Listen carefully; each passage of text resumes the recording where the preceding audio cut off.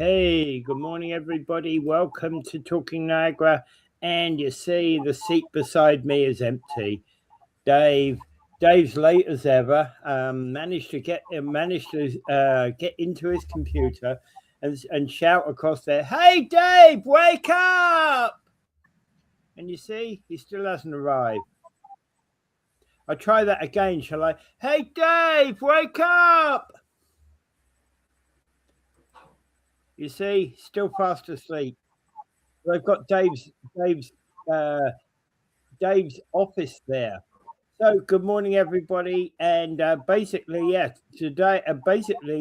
so Mike is saying he's off after today. There's a PD day tomorrow, isn't there, at school?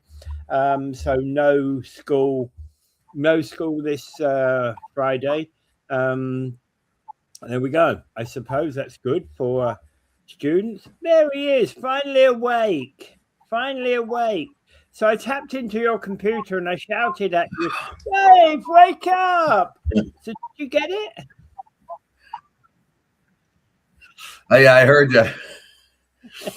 I heard you. I was looking for my cup. All right. Okay, so welcome everybody. This is Talking Niagara. It is February the 12th, 2026. And you know what? The meteorologists are saying that we've had this cold air that we've had for the last 6 weeks or so has finally moved off and giving us here in Ontario a chance for slightly better weather. So the province is likely to see above freezing temperatures during the daytimes, with single-digit mild negative temperatures through the family day weekend and over the next 10 days or so. But winter is not yet over because we're still going to get dumped on with a lot of snow. Oh joy, oh joy. Well, if it comes down and rain, it might take away some of the snow that we have. So this is Southern Ontario, so it might come down and rain. But then you get that freezing rain thing going on. We had freezing rain's the worst because actually it leaves the situation much, much worse. But the worst thing about rain is when you get rain during the day, and let's say so it rains, let's say about 4 o'clock. And then about 6 o'clock, still raining, it suddenly turns from +2 to -2, and you get freezing rain, and everything that was wet on the ground is now an ice rink. Yeah, and that's when your head hits the ground and your feet hit the air. That's when I stay inside. As much as possible, yeah. Okay. Yeah. So stay safe out there. Stay safe out there. With still more snow to come, but it's actually lightened up a little bit at the moment. And Mike says as long as it's 0 or -1, it's like spring. That's for sure. Yeah. Given what we've had recently, yeah. Time to go barbecuing, guys. Yeah, pretty soon. Yeah, my bathing suit's right there by the door. Yeah.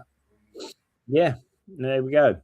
Okay, so moving on. That school shooting out there, that was pretty horrific, right? This girl, who's 18-year-old girl, killed her mother and stepbrother at home before heading to school and shooting up 5 students and one teacher. Did she not like the teacher? Look, this is an odd one. It really wasn't a she. It was a he/she. It was somebody that's transitioning towards a woman. Oh, I remember when I first looked at this and we talked about it a day or two ago. I said it's somebody that looks like a woman. It might not be a woman. It might be somebody that's dressed like a woman, because this is not typical of what women do. No, there are very, very few women mass shooters. extremely rare. The only one I could think of is one that was transitioning to be a male, and she had a school, so she was a woman trying to be a man. I think that in that particular case, but women don't do this kind of thing. So when you have somebody say, well, it was a woman, the first thing I thought of, was it a trans, or was it somebody disguised as a woman, or was it just a mistake? So it was a brown hair woman. It was a trans person, somebody transitioning, a long history of mental illness, and got into the school. Now, I couldn't figure out how the cops get there pretty quick after the first call was in, 2 minutes after the call was in, and were able to stop things. But this person got off a lot of rounds. Yeah. So they had a long rifle, and I figured they had to have something other than just a long rifle, because a long rifle up there would be bolt action. Very unlikely to be able to modify it to become a semi-automatic or anything. Don't know. So it looks like she had a modified handgun. They don't talk about what the gun was here. It was a modified gun. They had a modified handgun. So I looked into it a little bit, and she had a modified handgun. She or he had a modified handgun. And that's probably what did most of the damage. She could probably shoot that faster than she could the bolt action rifle. I mean, she put a lot of damage out there, and she killed her stepbrother, was 11 years old. What's going on? 18 years. This one was 18 years old. Killed 3 12-year-old girls, one 12-year-old boy, one 13-year-old boy, a 39-year-old teacher, and then killed herself, of course, and killed her mother and her stepbrother. Yeah. So this is they have a long history of mental illness with this particular. So he was well known to the police already, had gone to the place, their house, for domestic. Well, we don't know where the guns came from. Were they illegal or legal? If she had a handgun, it was either one that was grandfathered in. I don't know where she would have got it, but the long rifle, no big deal. But the handgun, yeah, you gotta wonder where that came from. Yeah. And this is the first in Canada for a long, long time, isn't it? In fact, I don't know. I don't remember any in Canada like it. Oh yeah, the one down east. Oh yeah. East is 21 people. Yeah, you're right. There was the one in Montreal, but that was a long time ago. That was Mark Lepine. There was a guy that ran over a bunch of people, 8 people, 8 or 9 people in Toronto with a van. Yeah. He ran over women because he didn't like women for some reason. These are nutcases, Oh, yeah, but the ones in cars, we've seen several of them in and around Toronto, and actually that's an international phenomenon that seems to be taking off, because we've had that in France, we've had that in UK, I think we had that in Germany. We've had it all over the States too, and across the US. Yeah, I was about to say that. Yeah. Well, if you can't get a gun, the next best way to kill people is with your vehicle.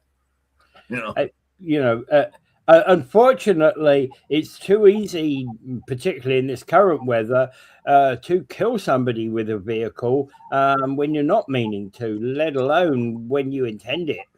Yeah, that's horrific. Well, it's good to point out here that there is no escape, really. Anytime you have a country that has some legal guns, then you're going to have this problem, because in Australia has very few mass shootings, but they had a real bad one of late when they had the Muslim terrorists, right? And the irony of it is, a Muslim was the one that broke it up. And, you know what I mean? The Muslim was the one. Yeah, Muslim killing people, and a Muslim guy was the hero. Yeah, the Christmas Bondi Beach killings. Yes, those were, or it was New Year actually, but yeah, those were very horrific.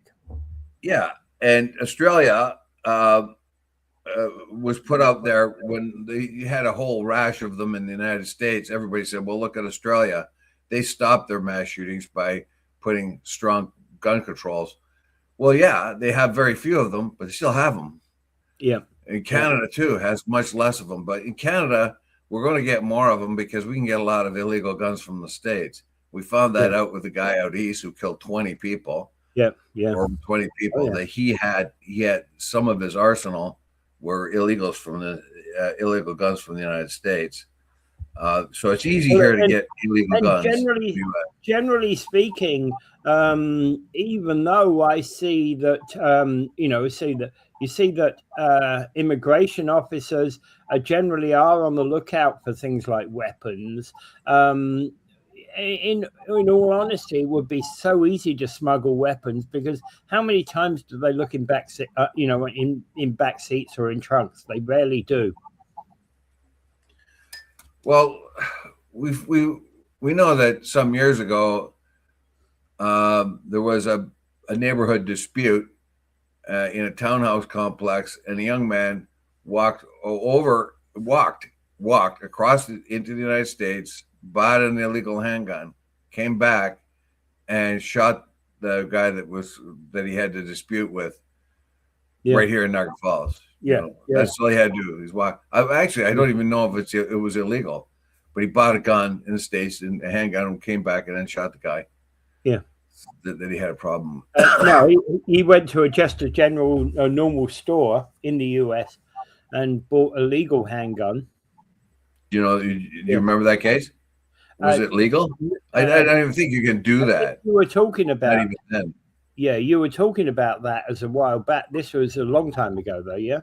Yeah, a long time ago. Yeah. But it gives you an idea. I only remember it because you talked about it, and you talked about it being a legal handgun. He just went into a gun store.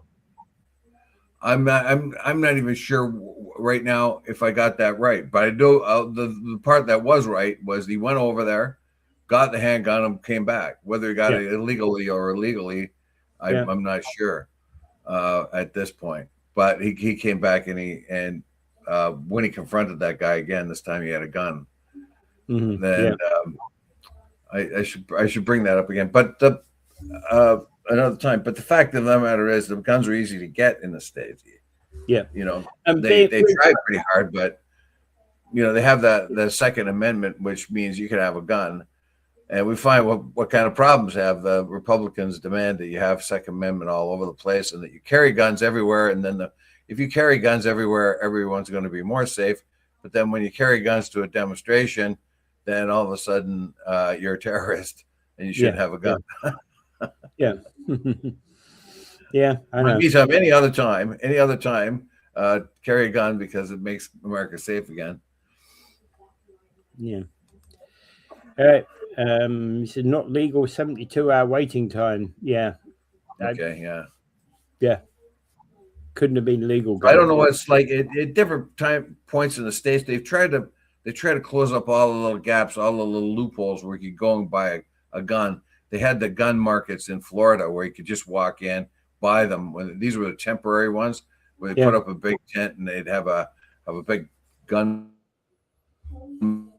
market, and you go in and you buy it. So all they do is take your ID and hand you the gun, take care of the paperwork for you later.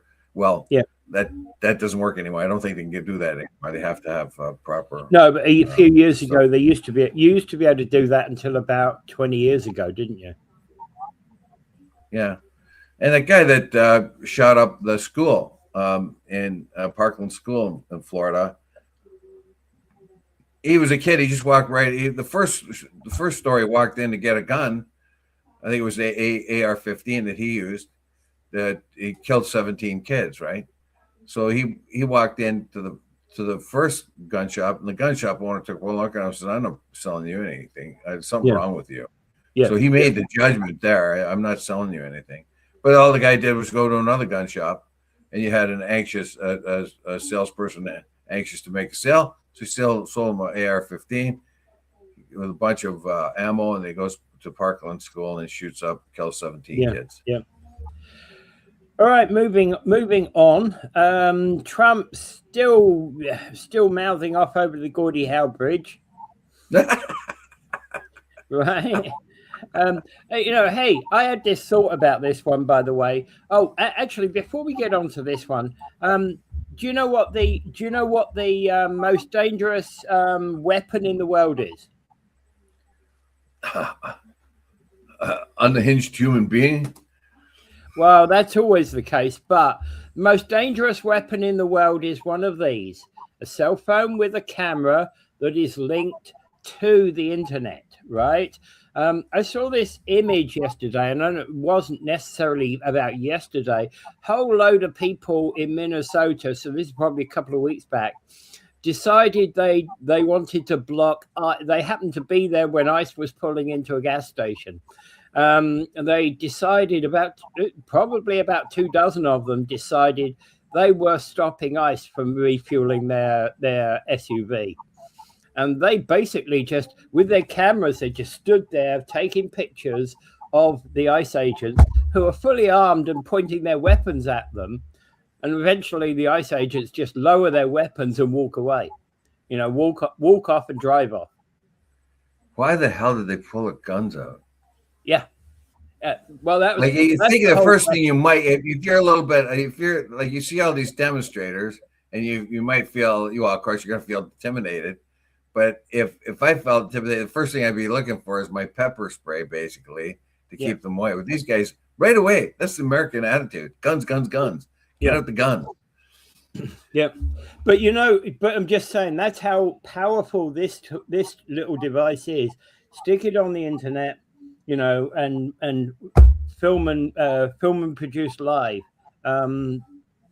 You can't. Well, it's caught ICE in a lot of lies. It's caught the White House in lies with their spin on what happened to Good and Alex there.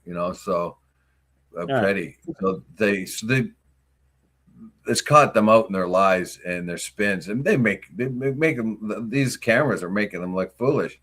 They try to throw a narrative on a situation, and immediately a bunch of camera footage comes up and said, "Oh no, you're a big liar." This is what it shows you, right? Well, another one where they raided this Minnesota senator's house, state senator house, and it was all caught on camera. Yeah. So anyway, so that's all right. That's good. But getting back to moving on to the orangutan and the bridge.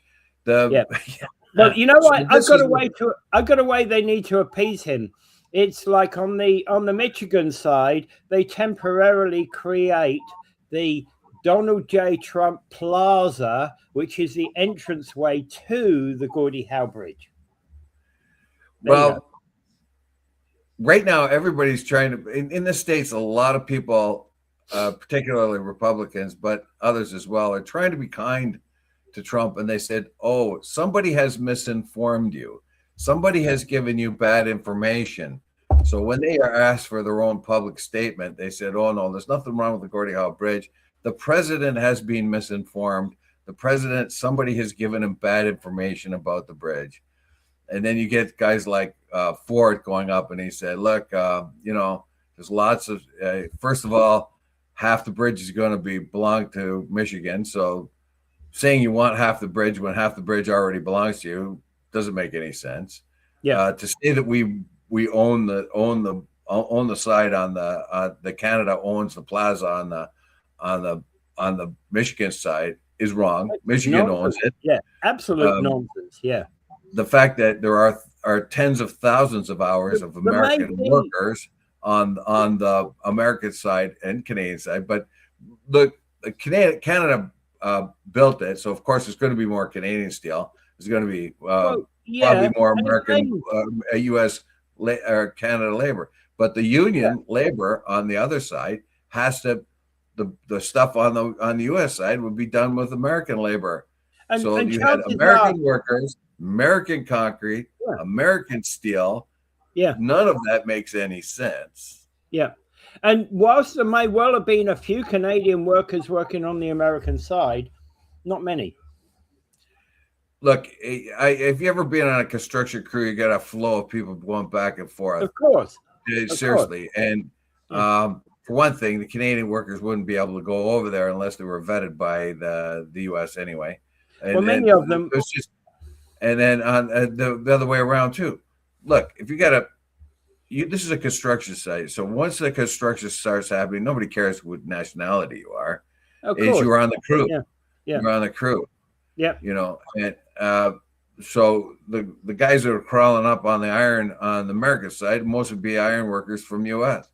and the vice versa on the Canadian side. So that was a big lie. So whoever told Trump that lied to him, or Trump just invented it because he's dumb. Remember, Trump fast-tracked this in 2017.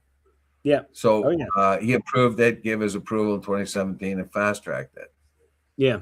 And it turns out that nobody knows what happened here. It turns out that the guy that owns the Ambassador Bridge, who disapproves of the Gordie Howe Bridge because he will make less money, went down to Washington and talked to Howard Lutnick, and then Howard Lutnick talked to Gordie Howe, because nobody could figure out why a bridge that was endorsed by Trump in 2017, all of a sudden he's making all these outrageous comments about it.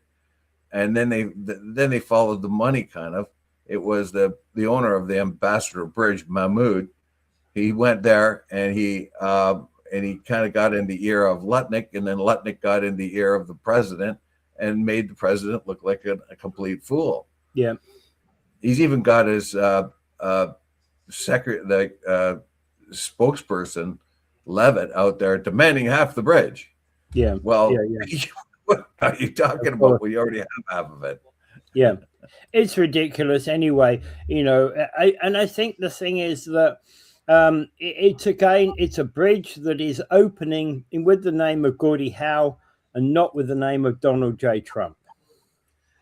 Well, as I said before, we'll let Donald have his day. We'll tell him nobody can go across the Eddie Shack Bridge without his knowledge, and he'll be happy with that. He might not know there's not an Eddie Shack Bridge, but he'll be good with that. That's another famous hockey player. Yeah. Right. And Gordie Howe is a perfect name for the bridge too, because look, Gordie Howe was a Canadian who played for Detroit. Detroit was a powerhouse in the 50s and 60s. Yeah. Detroit was an awesome powerhouse in the 50s and 60s, and Gordie Howe was a big part of that. Yeah, exactly. And the whole point is that's why it was called Gordie Howe, because it's a local hero on both sides of the bridge. Yeah. He's a really big hero in Windsor, or I mean in Detroit. Yeah. You know. Yeah, exactly. Because he was he's the benchmark basically. It's like Babe Ruth in baseball. You know, if you want to get your records, the benchmark is Gordie Howe. So yeah, people like Lemieux and Gretzky and Peace have surpassed Gordie Howe, but it took a long time, decades. And anyone else who's going to be a huge goal scorer will have to, that's the benchmark to go to. Are you going to get to the plateau of Gordie Howe? That's the toughest thing. It's like hitting the Mount Everest. Of course. Yeah, you're right. And that's, of course, and the thing is, so that's a driver for people on both sides of the bridge, especially if you're into hockey. Well, it's just a name. It's like any other name, you know, and you named it after somebody that was important on both sides of the river. I thought it was a great idea. Yeah. Okay. Okay. And Gordie Howe was a bit of a Republican anyway, a conservative. So I don't know why Trump's flipping out.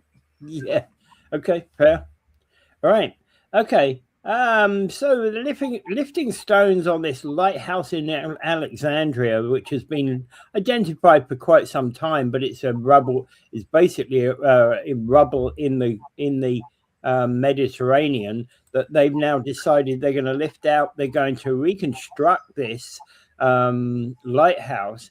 But one of the intriguing things is that they have got 70 or 80 ton stones from the bottom of the bay, and these stones are actually doorways and things like that. Pretty phenomenal doorways. Yes, it's something they didn't think of. Now, we talk about the seven wonders of the world, and the reason why we get that, we have the seven natural wonders of the world, we have the seven wonders of the world. It's pretty hard to keep it down to seven nowadays because things are so great. But once upon a time, there was a Greek, and I can't remember which one it was. It might have been Herodotus, went around and identified the seven wonders of the world. One of the seven wonders of the world was the lighthouse at Alexandria. Yeah. So Alexandria, now that was mostly inspired by Alexander the Great.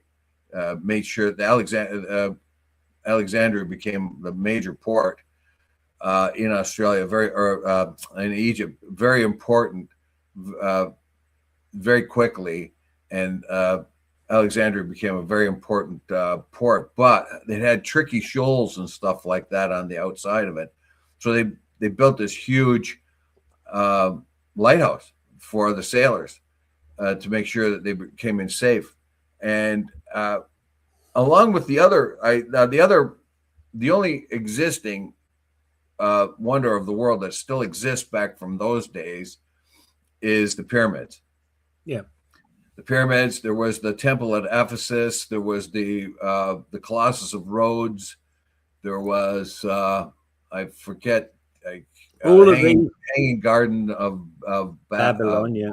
Babylon. Yeah. And I'm stuck. I think there was another temple somewhere around.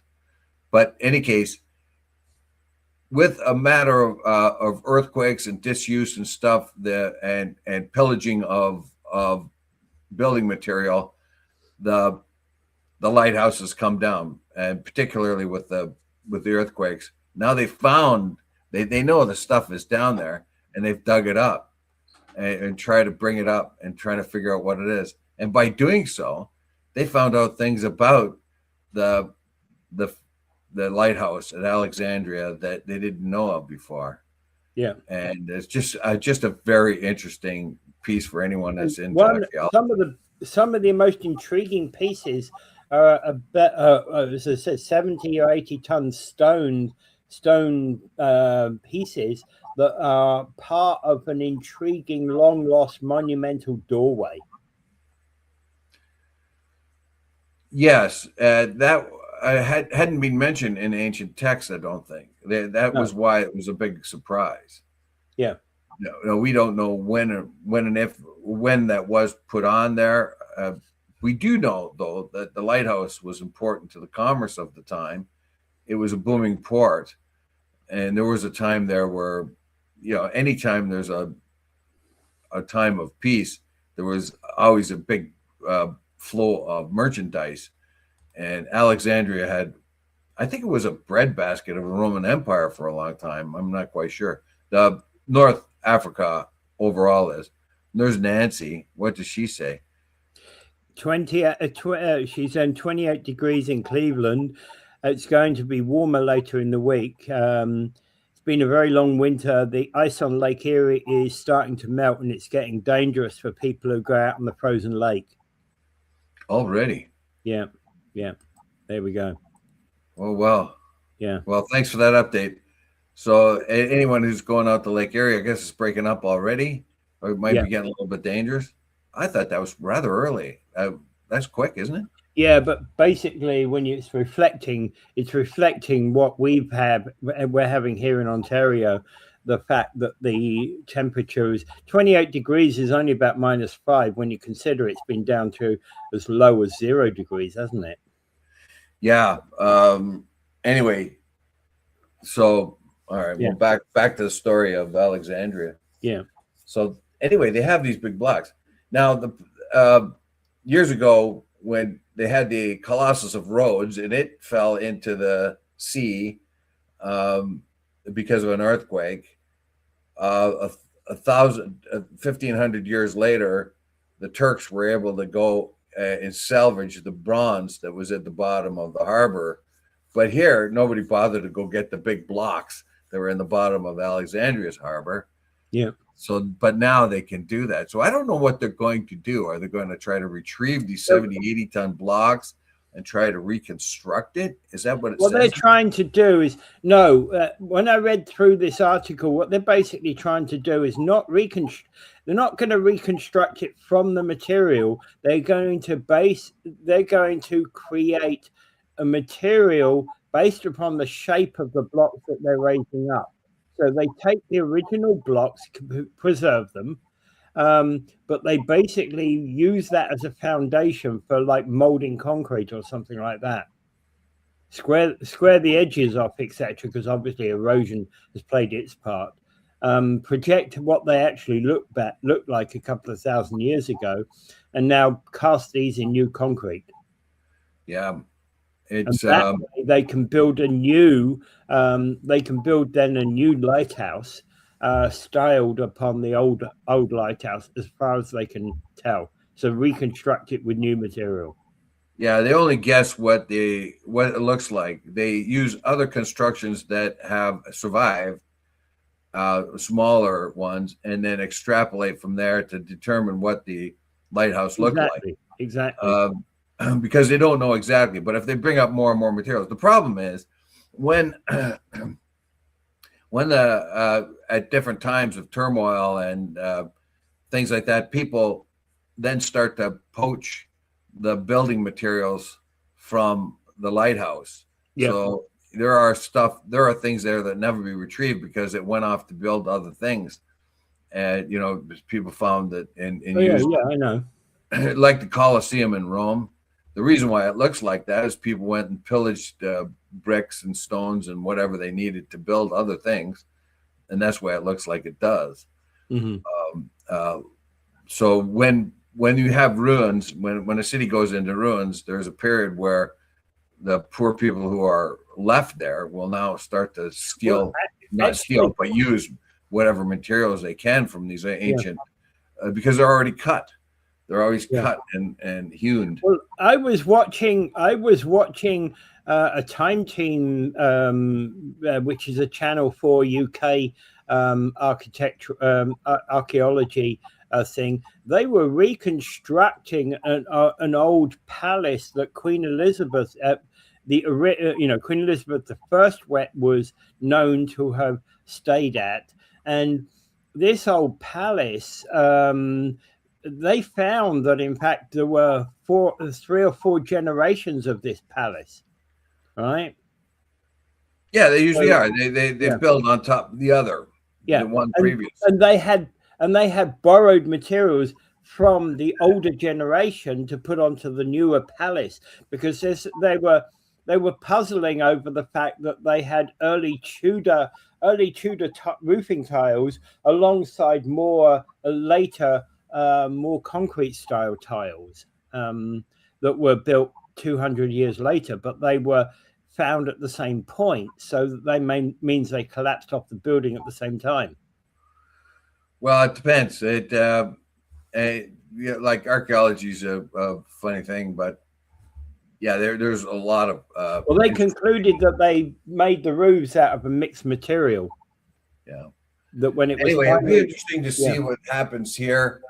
Remember, the Middle East is kind of a volatile spot too. They're going to have trouble getting archaeologists to Syria, Iraq, all these different places where we learn so much about our ancestors and early civilizations. To me, that's very important. A lot of people don't think so. They think you can wait, but I'm fascinated by all of that stuff. And anyway, we've probably already bored everybody right now, and we should move on to something else. Got something that we need to actually cover up. Mike put a comment up. Okay, so Park Street Public Housing. So I got an email yesterday stating that they were digging on the site of Park Street for a new housing project. The pungent chemical smell was in the air. Yes, somebody speculated there was barrels of oil in there. Yeah, that was actually something Gary talked about a while back. I seem to recall. Well, if they're digging there and they're getting that pungent odor, haven't haven't they supposedly taken tests? Yeah, And they must have taken probes in there somewhere, and they're digging and they come across a really strong chemical smell. Yeah. Then where is that? Is that from the construction machinery or from the ground? You have to you look at all the oozing stuff that Mike and Gary has pointed out that was there. Then all of a sudden they think, okay, well, it's okay to go ahead and start this all over again. And we get these reports of heavy chemical smell in the air. Did they or did they not do a proper assessment of the area for toxics or whatever else that might be there? Clearly not. It looks like that. Yeah. Like, is there another explanation for Absolutely chemical problematic? Yeah. Did they have a diesel spill or something? What did they hit down there? And they haven't really determined at all what was dumped there. Obviously it was a dumping ground for something. Yeah. And well, don't tell Trump. Yeah, go. I thought that was a funny comment. Thank you, Rick. Yeah. He'll demand it. Yeah, he'll send up. He'll send up some commandos to steal and kidnap Jim Duodati and demand to use the oil that's on Park Street. Yeah. All right. So moving on. Home sales were steady in January compared to December, but they are down from a year ago. So January, they sold 318 units in January compared to 332 in December. The benchmark home price was 573, a decline of 1,300 from December. However, the benchmark price was down 8.3% compared to January of 2025. Yeah. So I don't know. What's your interpretation of that news? Well, it's basically just what we've been talking about for the last little while. The experts have been saying that the house prices are just continuing to decline, but that they're not going to go down by huge amounts, but they are, they're not selling as easily as they once did. And the other thing is that the average number of days it took to sell a home increased by 13.6%. I remember there being a house around the corner from us 2 years ago that was sold in 24 hours. Right. So I saw the realtor put the sign up, and I saw the realtor, saw the next day I saw the sold sign on the thing. Well, some houses will sell quick and some won't. Yeah. I mean, there was a time when houses weren't selling at all for a long time there. I remember, and a guy on my baseball team put his house up and it was sold in a week. Yeah. And the reason why it was sold in a week is because it had a nice house on the property, but he had a huge garage. Yeah. Huge garage. And somebody saw that, I want that. Yeah. And they bought it right away. Meantime, other people had their houses up for a year or more before they could unload them. So definitely there is it just goes up and down. They're adding more supply. And if you drive around Niagara Falls, like I went up and down, I drove my aunt to see my mother the other day, and we went down McLeod Street, and she was amazed to see how many new houses, because she used to live on McLeod. So she was amazed to see how many new starts were, new housing developments were on McLeod Road. It's kind of all kinds of them. So we are adding to the supply. When you add to the supply, you reduce the demand. We reduce the demand, the price either stabilizes or comes down. Yeah. Now, what we don't want it to do is come down, of course. What we want to do is stabilize over the space of years. So we want a correction. Basically, want a correction to happen, whereas houses took off on their own spike and went much higher than the other rate of inflation. they took their own path and become super inflated. What we now need is what I'm trying to use stock market terms, but even though I don't understand them that well, but they call things when prices spike up and then they come right back down. A lot of investors aren't worried. They call it a correction, meaning the thing was overpriced in the first place. Yeah. So maybe we're looking at a correction in our real estate market. That would be nice. I'm not quite sure yet that the average person can still afford one. We'll find out. I don't see the prices coming down a great deal from here. 573, 573,900 or 574 is is a reasonable price for an average property. If you've got a better property, you can get more. If you've got a smaller property, you can get less. So it's probably that's going to be about where we'll stabilize to the mid 500s to being probably what the new Niagara norm will be. Well, I do know, like I'm sitting in a condo, and condos, the price of condos has plunged incredibly. Yeah. Well, condos, people have discovered, and it's the fact with condos that you've got these additional fees that you have to pay on a monthly basis. So even if you paid your home off, you still have to pay that monthly fee, and a lot of people don't like that. Well, but the thing is that includes insurance. It includes your water. Yeah. Right. So you get your external insurance for water. You get, of course, you get people checking your furnace twice a year to make sure it's okay. Your furnace, air conditioner, okay. You get your driveway plowed. There's a bunch of other things. That's what it includes, depending on the condo. And there's a couple of condos that have swimming pools and all that other stuff, and the condo fees are very high. But again, for many in condos, it's when you're moving in. If you've been in there for 20 years, the condo fees are quite low. Whereas if you're moving in there now, the condo fees are much, much higher.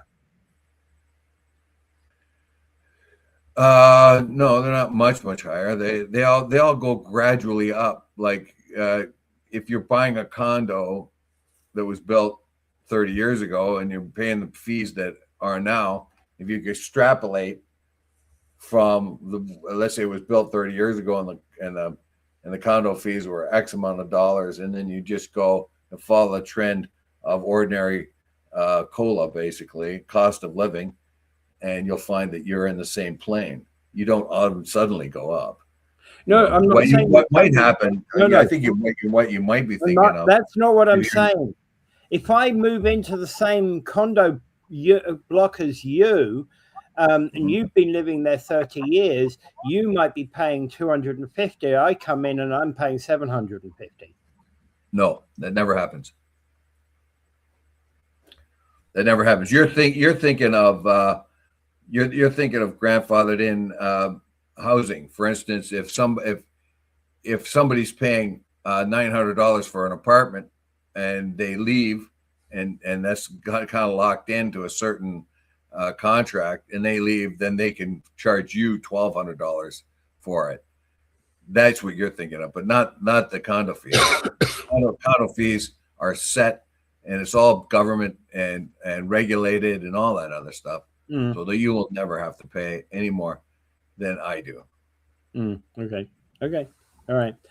Yeah. And it's not based on anyway. Each unit is based on a different thing. Some use square footage, some use location, et cetera, et cetera. So if there's a 1-bedroom, they're going to pay less in common element fees than somebody's got a 3-bedroom unit. They're going to pay more. Yeah. Just common sense stuff. Yeah. All right. Well, generally, I don't know much about condos, and that clearly shows from what I was just saying.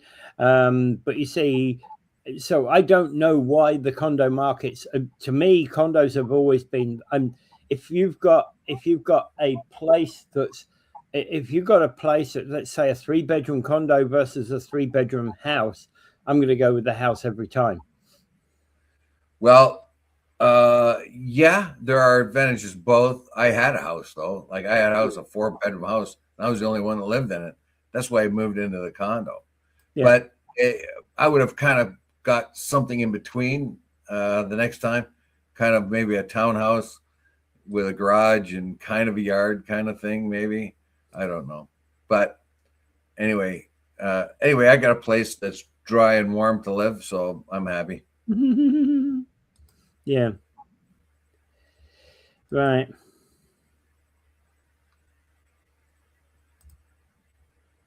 And some that live near Dave pays more. Where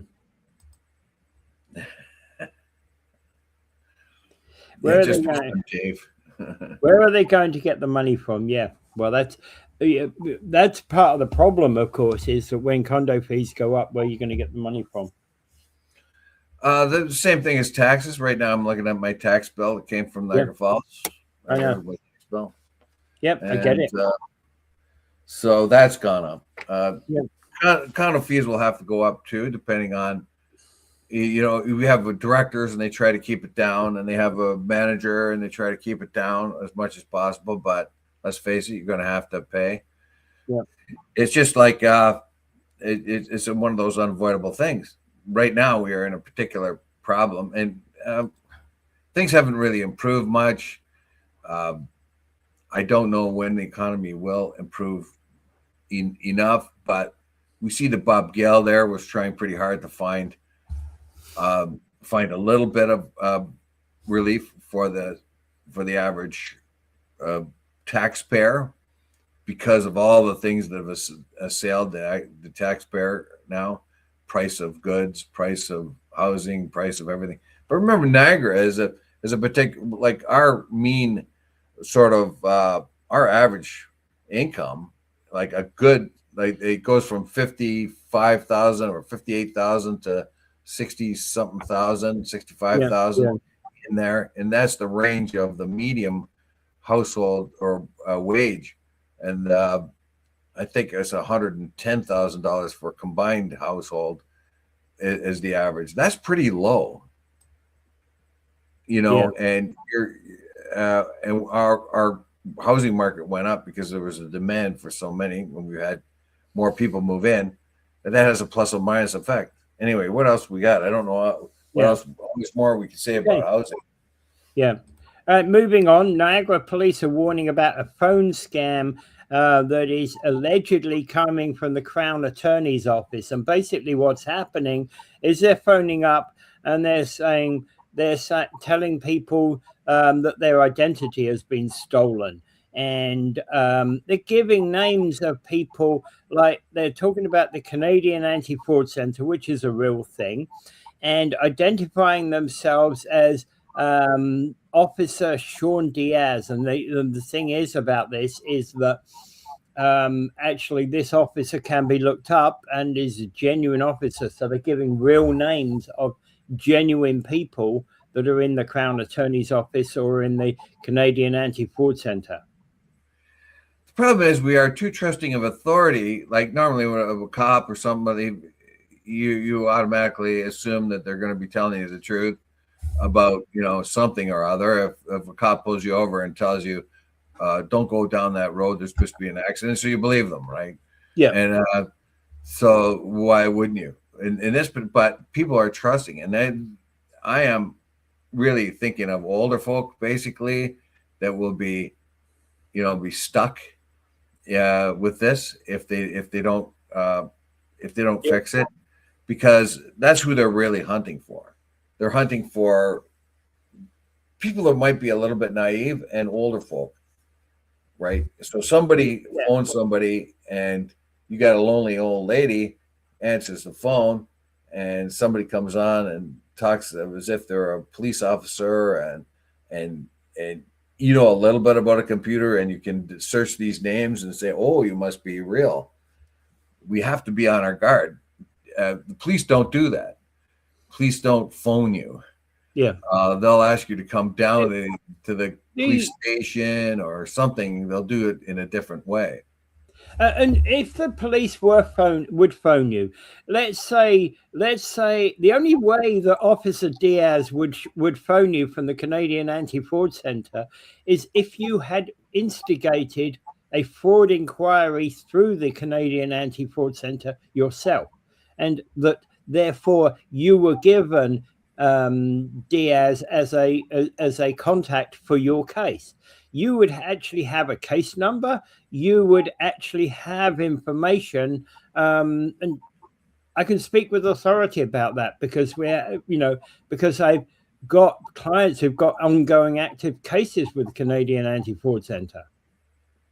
Yes, and I would say that basically it's just another scam. I'm glad they're putting it out there, but there are many, many scams out there, and the same thing is they're trying to become a trusted person. Yeah. And sometimes they try to intimidate people, say you really messed up on your taxes and we're coming for you, and that scares people. That may not work so much anymore. And now they're trying to get on your good side. Oh, here's I'm Constable so and so, and we were really looking into your stuff, and this is a warning, and this is what you got to do. Don't trust anybody, basically. And the worst, they want you to give them money or transfer any kind of power to your bank account or anything. And I'm telling you, very intelligent people get conned by this. Yeah. I know of a guy who was I think he was a teacher, and he was related to someone in Kiwanis, and it wasn't. He got lucky because a quick thinking bank teller picked up on it. He wanted to transfer $60,000 to some important. I think it was a charity or something that had urgent need charity or something. Yeah. And he went to do that, and one of the bank tellers said, "Oh, wait a minute, I don't know about this." Went to get somebody else, and they looked it over and said, "No, this is a scam." Yeah. And they almost let him do it. They almost let him do it because there was nothing untoward of it. It was just so happened that somebody kind of picked up something and said, "I'm not quite sure about that." Right. It didn't quite look right. And the other thing here is they're taking individuals and saying that you've got to use government-approved ATM machines to take money from, deposit envelopes or cash in designated drop boxes. And again, there is no way that the police are going to actually ever ask you for going to get money. The police don't need to be paid to go and investigate.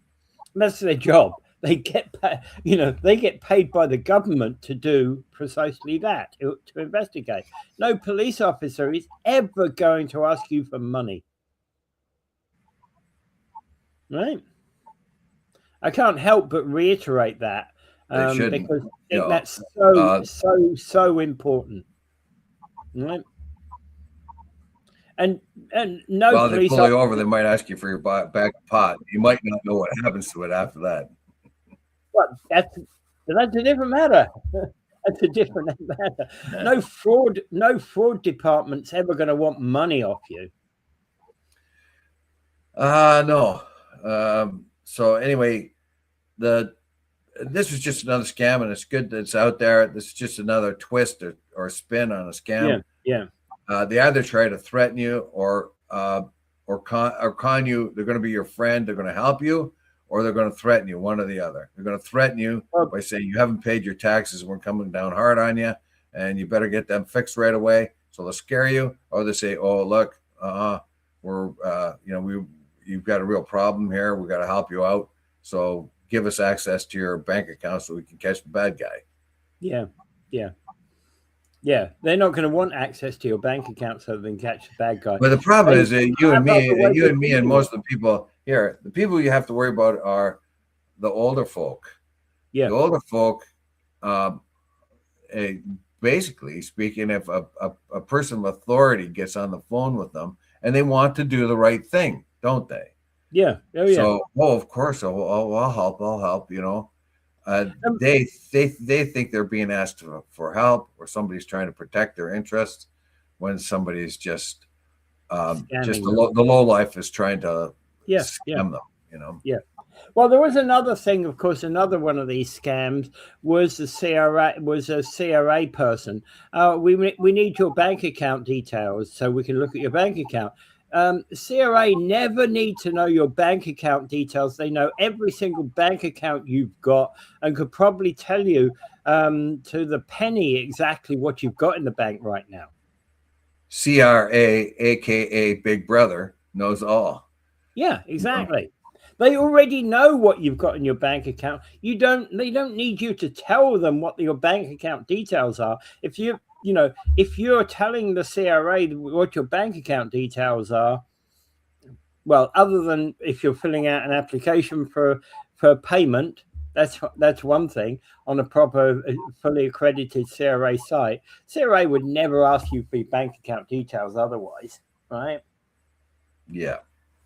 If you're getting your tax paid into a particular account, that's one thing. Right? They already know what accounts you've got. Oh, darn right they do. Darn right they do. They just try not know to all of that kind of stuff. Yeah. So don't be fooled by it, right? It's not be fooled by it. Okay, I've got 4 comments. I'm pretty sure the CRA's got my DNA. Oh yeah. People believe a lie than the truth, right? Yeah. So if you're greedy people who like that, fall for it because yeah. Well, sometimes sometimes the scams are get rich quick. I'm a Nigerian prince who's got to get out of the country, and I need a bank account to dump my $15 million. Guess what? I'll give you 10 million if you help me out. That kind of bullshit, Yeah. So there are all kinds of scams. If you're greedy, if you're greedy, you're going to get hit with a scammer for sure. If you think you're going to get something for nothing usually means it's a scam. So, like that kind of thing. Something for nothing if you think you're going to get something for nothing, then you're going to get scammed for sure because somebody's going to find you out. Oh yeah. But the other stuff where they try to take advantage of old ladies and people who just don't who are inexperienced or naive, I think they should be hung in the street. Yeah. Anyway, I've turned into become MAGA Republican. I think we should hang them all in the street. Well, yeah, I'm not sure about hanging them all, but I don't mind. I kind of thoroughly approve of stoning them. That's even better. Right? Yeah, you're super MAGA. Stone them, I think. I call upon stoning them. You're a Christian MAGA. You're a Christian MAGA guy. No, I thought that was going to be. Islamic MAGA. Well, actually, it's if you go back, like a lot of the Christian MAGA people are more Old Testament types. They so stoning was a big deal then. Yeah, I vote for Dave.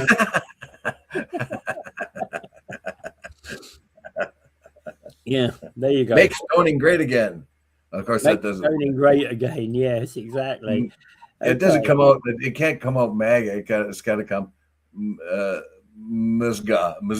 No, it doesn't work. I got to come up with something else. Make stoning great again. How can I figure that one out? Well, actually, could we turn that around? Make being stoned great again. Could be, yeah. Though it will be misinterpreted, I'm sure. Or as we could say, make stoners great again.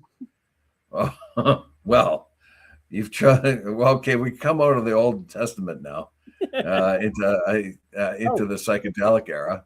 Absolutely, the psychedelic era has probably got as much street cred in modern society as any other era, hasn't it? I'm not sure, but anyway, so we are now at 8:00. Yeah, exactly. So I'll bring us back. As I said before, Gary's reminded everybody that Trump has made me great again. and I'm going to stand with my buddy Trump and make sure nobody gets across the Eddie Shack Bridge, and until the United States gets half of the Eddie Shack Bridge, and I'm standing with Trump on that one.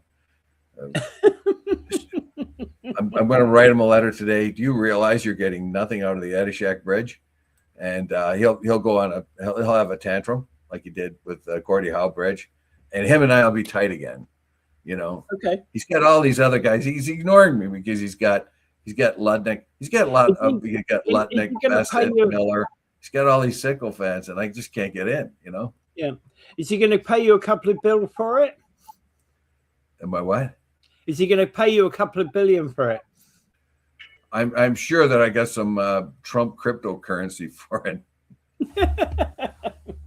All right. Okay. So I think it's kind of time for us to kind of head out. Okay. And I just want to remind everybody of Gaza, like I do every day. Keep your eye on that. Don't let that get off the news, because as soon as it does, Israel and the other goons out there are happy to start the war again or hurt anyone. And it's not just Israel either. It's Hamas. It's everybody that's too stupid over there and vicious. And it's time for us to step in and show them how to be a civilized people. Like that Gaza thing was just too stupid. I mean, aside from being grotesque and vulgar and so anti-democratic, and it's just something that we let happen, that we should never have let happen. It will go down in history as a huge failure for the West. And we can sort of make things right now, but making sure that that goes well enough for the people that are still living there, that they actually get food and water and medical treatment, and the kids go to school and stuff, and starts some sort of normalization for the public happens. Anyway, right. I get too frustrated when I talk about that. But anyway, without further ado, I bid you adieu. Have a great day, everyone. Yeah, and